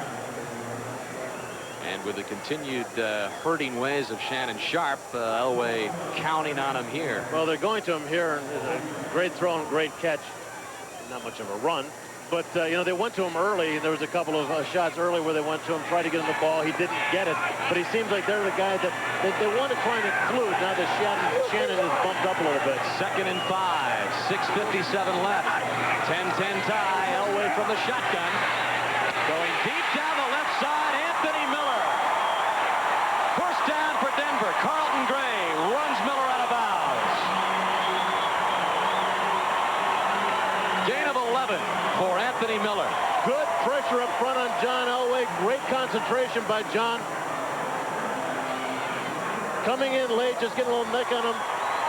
Anthony Miller, great position, great control of the body to go up, twist his body around and get a hold of that.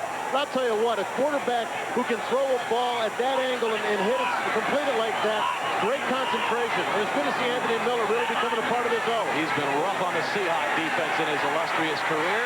This time out of the backfield, it's Reggie Rivers. Rivers close to another first down to about the 11th.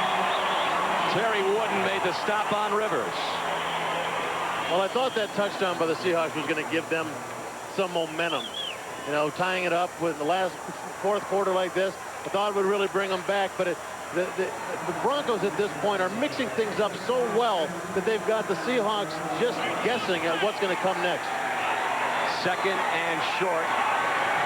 A long one.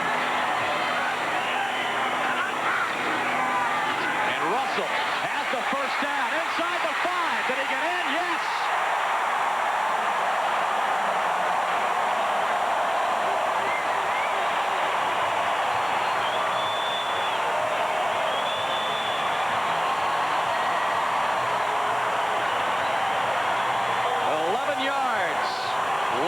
The touchdown. 5:43 left. Denver retakes the lead. Well, this is it. This is what I said before. This is what's working. Give it to him. Let him start at the middle of the line. Then bounce the ball to where the openings are. There you see him fighting and squirming, reaching out, getting the ball over the goal line. After he scored, went over in the corner, laid down. Yeah, he's had a lot of carries today. That's what you do after the big score. You go take a rest. 9th rushing touchdown. Elam makes it 17-10. So the Broncos respond to the Seattle score, and they have the lead by a touchdown. Introducing Ford Contour. Gold, a world car for the 21st century. Example. The advanced quadrillink rear suspension. It was designed to allow rear wheels to adjust in sync with the front, giving Contour precise control in cornering and braking. Then it was put through 2 million miles of rigorous testing just to make sure. The totally new Ford Contour, a world car for the 21st century. I don't get it. Some guy bets 228 and makes $3 million bucks. Can you imagine what Willie Mays would be worth today? Yeah. No holiday sweepstakes. Another Heineken, right? Yeah, please. No blimp with our name on it. no racing team.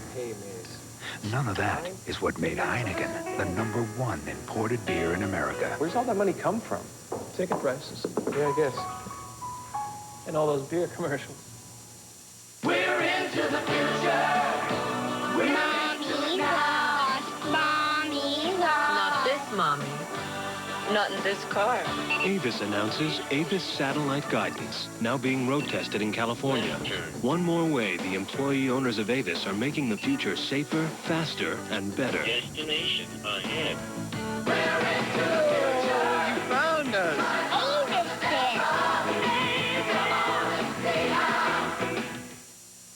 Next Sunday at 12:30 Eastern, 9:30 Pacific, a great lineup of games from coast to coast. Joe Montana and the Chiefs take on Eric Metcalf and the Browns. Dan Marino and the Dolphins battle the Steelers. Boomer and the Jets take on Warren Moon and the Vikings, or regional action. Next Sunday at 12:30 Eastern on NBC. Check out the reception.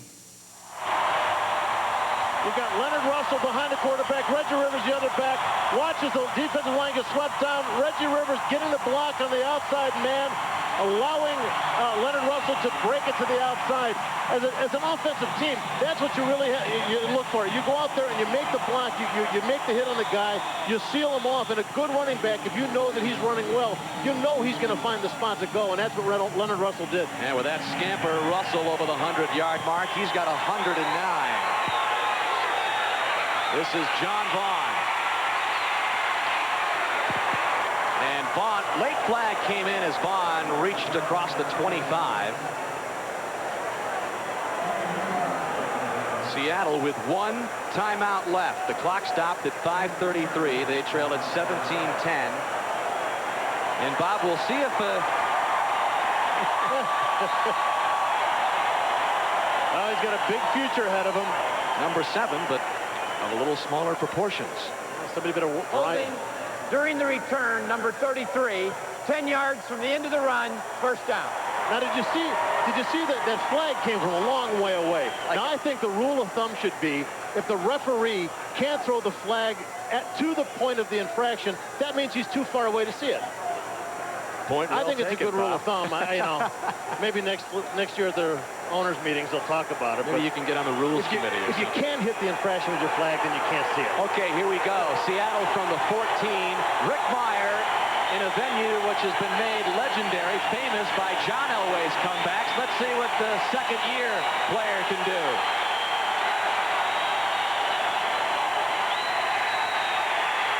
He'll run it out of trouble. And finds Ronette for more trouble and throw it away. So good job by Meyer not only to escape the pressure, but throw the ball away and give his team another shot on 2nd and 10. Yeah, he had no time even to set up and look. He dropped back, play action, set up, and as soon as he turns, he sees Simon Fletcher coming up the middle. Dronette chasing him on the outside, forcing him. Dronette had a great angle on him, too, forcing him to lose ground. At this point, Meyer in his mind is going, I got to get rid of this thing. And plus, it's taken so long to drift over to that side of the field that the defense has already slid over, too, and everybody's covered.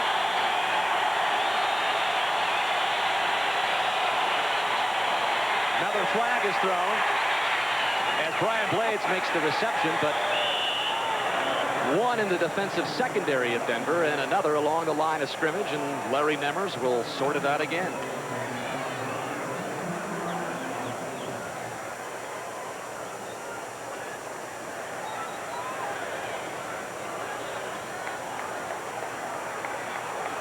Delay a game before the snap. That's a 5-yard penalty. It'll still be 2nd down.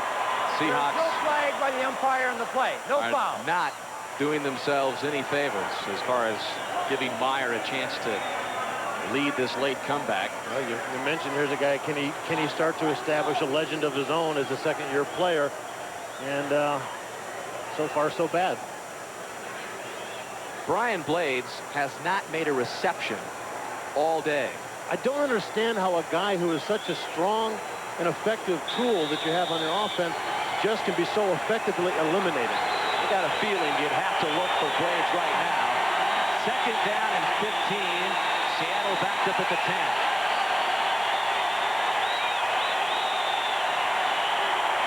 More flags. It looked like the offensive left side of the line moved, and Ray Roberts may get called for it. Believe this. Pretty soon they're going to be in the end zone. False start prior to the snap. 73. 5 yards.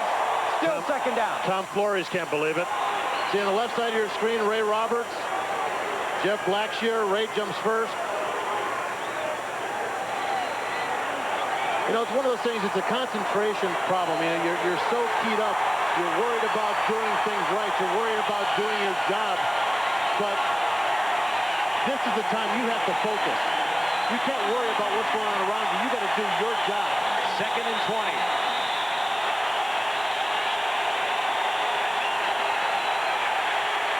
Meyer just dumps it to Warren. He'll get a big chunk of it back and more. He's going to get the first down across the 30, 40. Randy Hilliard chased Warren, but not before a huge gain. 51-yard scamper by Chris Warren. Well, very surprising because the Denver Broncos only came with a 3-man rush up front, which means there should have been a lot of guys back there, linebackers, DBs, to come up and make the hit. Great block by Donaldson there. You're going to see Paul Green come in there, get a block on the outside, letting him break to the outside and pick up the yardage.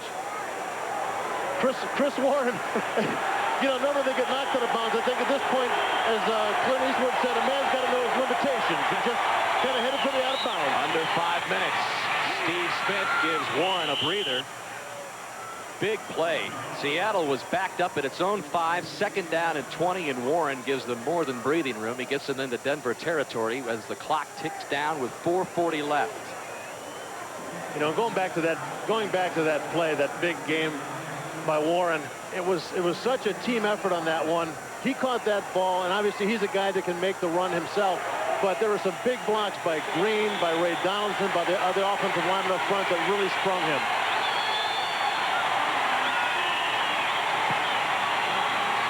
And this is Vaughn. Vaughn will be short. That'll bring up 3rd down. I wouldn't call that short. I'd call that not even close. About 3rd and 4. You got to wonder. I mean, Vaughn is a guy who's not that big of stature. You don't want to send him inside. Now when you got a guy like Steve Smith who's got a neck roll up to his ears.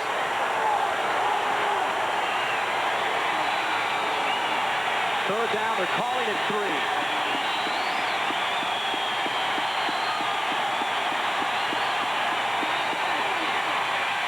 From the shotgun, Kelvin Martin trying to haul it in.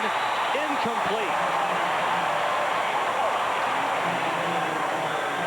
Well, Martin was spun around a little bit, but by the frustration, he seems to feel that he should have had it. Well, he's a professional. He goes out there. He knows that there's going to be times that the balls aren't going to come to him like they do at practice when you're playing catch. He's frustrated at that, but you also got to look at Rick Meyer, who's still just a little bit off. Seahawks with 3:35 left. Go for it on 4th and a long 3.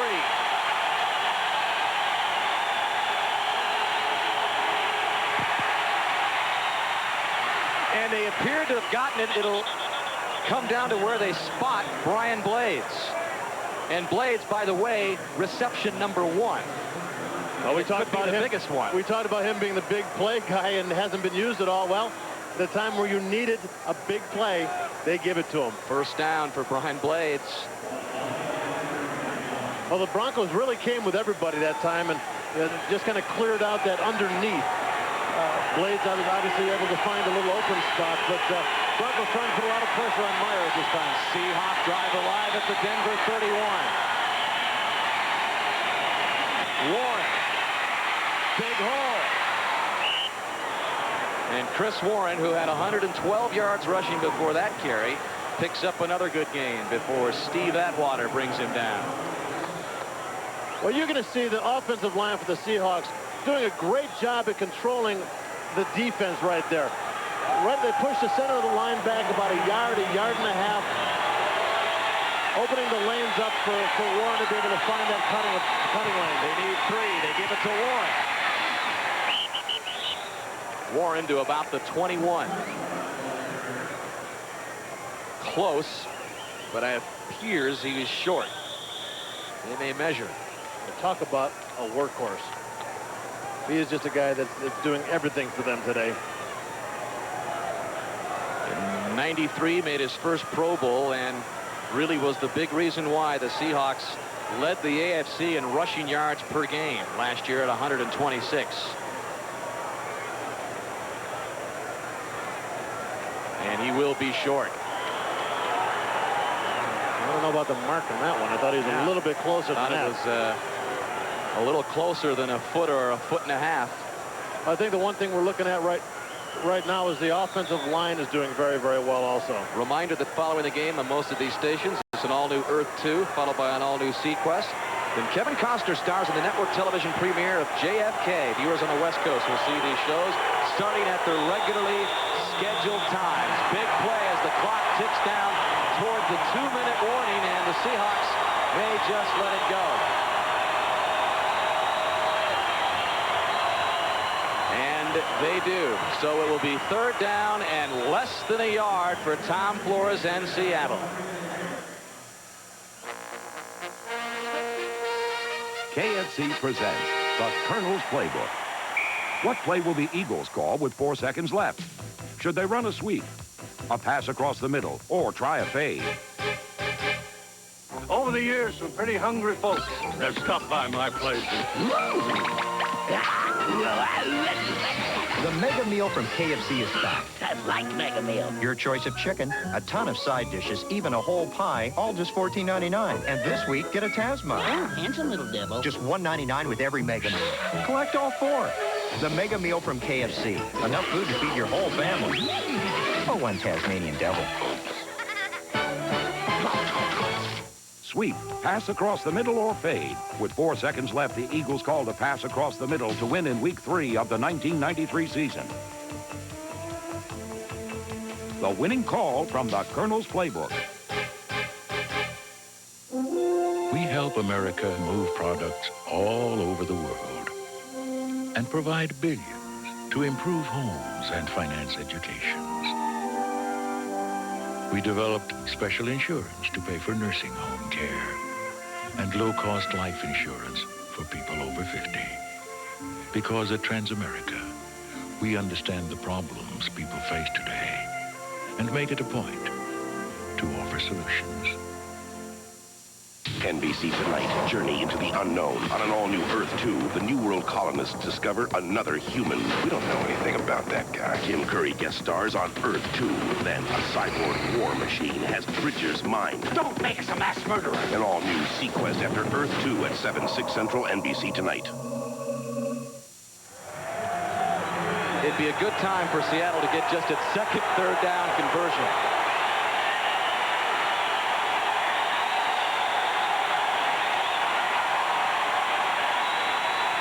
Warren tries to get it. Denver's there to meet him. He's going to be short. Elijah Alexander, the first to meet Warren. And he lost a yard, maybe. The clock continuing to wind down. The Seahawks with 1 timeout left. The Broncos brought everybody up on that line of scrimmage. They didn't anticipate any kind of a throw. Now, we were talking before we went going, should they maybe dump it off real quick? And I'm thinking, I hate that, but it might have worked out. The end zone, but here's the big play now. 4th and 2.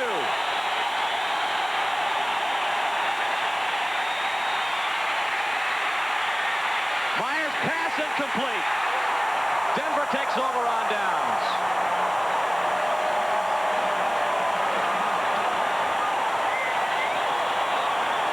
Meyer thought about running it, elected to try to swing it across his body to Brian Blades, but it's incomplete. You know, I never wanted to be one of those guys that second guess, but he should have gone. He should have run. He should have run with it. See him kind of looking for the receivers, and here, right here, he's got a couple of guys downfield, but you know he's got at least 5-6 yards to play with where he can go and then dive for that first. But instead, he tries to force it into Brian Blades, who basically has 2 guys right on him, and throws it behind. It did appear that Rick Meyer, had he elected to run, may have had a better shot to pick up the 1st down, and Denver will force Seattle to call another timeout with 1:14 left.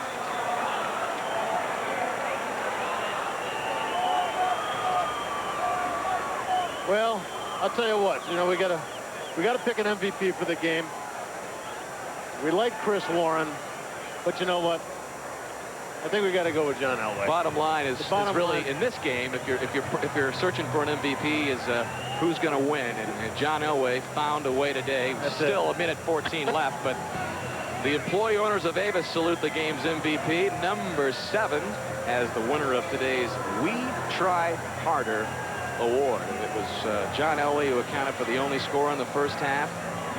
And when things seem to be caving in on Denver, it's always John Elway that seems to carry the team on his shoulder and really another victory. And you know, a lot of people have been down on him this year because they feel that he hasn't had the magic that he had before. He hasn't been able to have the comebacks that he was so famous for, those 33 times that we have recorded. But he's still a guy that goes out there and leads that team and gets it done. And how good is he? We name him our MVP despite throwing a couple of interceptions.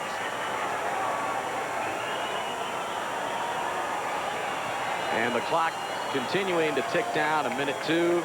The Avis We Try Harder MVP goes to John Elway. The Denver Broncos trying to erase the frustrations of last week's loss to Los Angeles. Will be at home against Atlanta and Cincinnati in their next 2 games. It's the first time since '83 that the Broncos have enjoyed a 3-game homestand. And if they're going to get into the playoffs or even think about it, Bob, they've really pretty much got to sweep these next 2 at home. You have to. And you know, you want to call it momentum, you can whatever you want to call it, but you've got a chance to be on friendly territory, and you feel like you've got something going. You got to get it, and you know, and the way, as you said before, the way the AFC West is, if you keep plugging away and you get some wins, you may be able to come out of it. Denver improves to 4-6, and the losing streak continues for Seattle. Now at 6 and counting, and they fall to 3-7. Seattle next week, maybe getting a break.